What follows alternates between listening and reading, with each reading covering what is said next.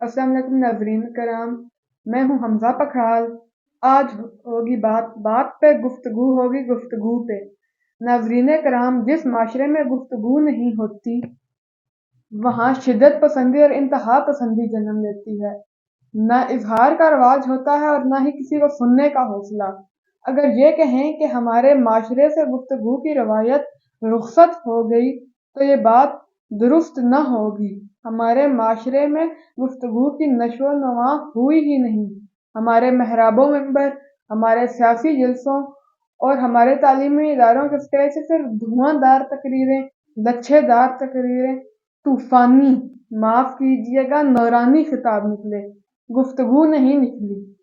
ہم نے ایک دوسرے پر فتوے لگائے، کیچڑ اچھالا اور نفرت کا اظہار تھا۔ یاد رکھیے، ایسی تیز دھار باتوں میں اثر نہیں ہوتا، وہ ایک کان سے داخل ہوتی ہیں اور دوسرے کان سے نکل جاتی ہیں، دل میں نہیں اترتی۔ دل میں بات رکھنے کے لیے لازم ہے، دل سے جو بات نکلتی ہے اثر رکھتی ہے، پر نہیں طاقت پرواز مگر رکھتی ہے۔